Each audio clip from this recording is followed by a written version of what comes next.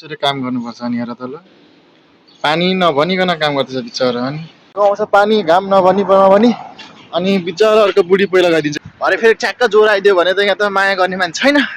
इङ्ग्लिसमा भनौँ न डन्ट केयर भइसक्यो होइन म कुद्दै जानुपर्ने हुन्छ अब बाध्यता छ त के गर्नु त यसरी हिँड्नुपर्छ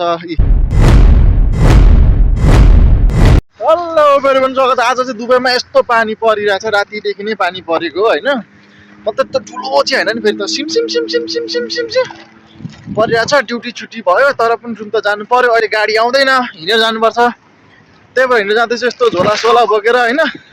यस्तो चिसो छ पानी सिमसिम झर्दैछ अझै पनि यहाँ यस्तो चिसो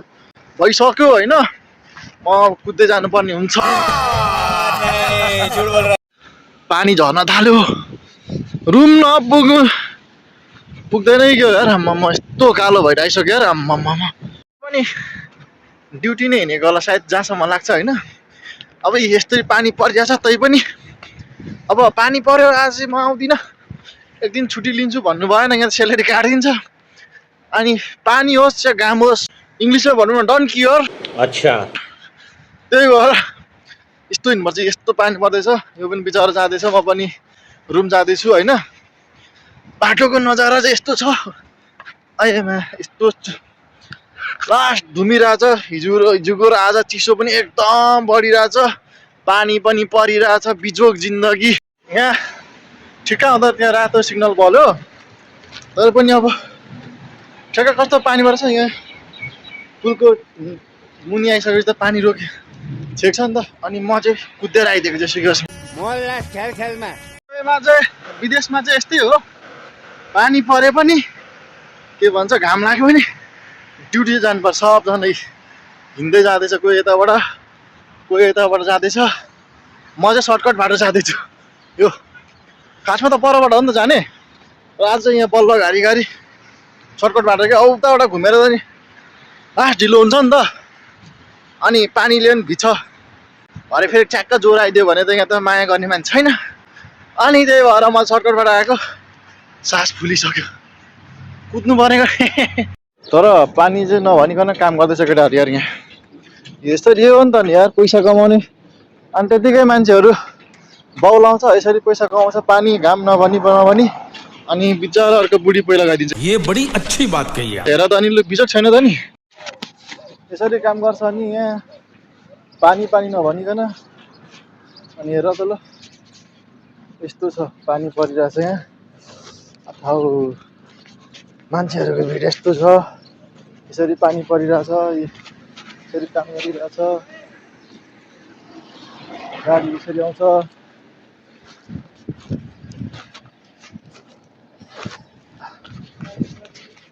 उफ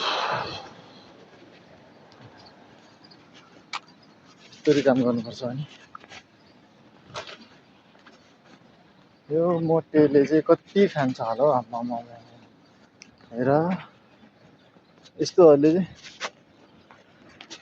पैसा धेरै खान्छ नि यस्तोहरूले पैसा धेरै खाने यस्तो छ यहाँ पानी परेको बेला सुनसान छ कोही मान्छे नि हुँदैन तर यस्तो चिसो भइरहेछ कति पानी परेको होला यस्तो चिसोमा बाफ्रे हेर त ल यसरी काम गर्नुपर्छ अनि हेर त ल पानी नभनिकन काम गर्दैछ बिचरा अनि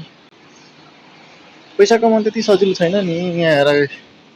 यो डेलिभरी बाइकहरू यस्तो भयो यहाँ तयारी अवस्थामा छ अनि पैसा यहाँ तयारी छ पानी भन्नु पाएछ हिजो बेसमारी चिसो न चिसो भयो पानी पर्यो रुम जाने बेलामै आज चाहिँ यत्रो बिहानै टन्टला पुर घाम लागिरहेछ पर गर्मी भइरहेछ आज चाहिँ फेरि यो मौसमले पनि बसी खान नदिने भयो होइन एउटै हुनु नि कि घाम लागिराख्नु कि पानी परिराख्नु काबु बनाइसक्यो काबु मा कसम यसको त्यो टुप्पामा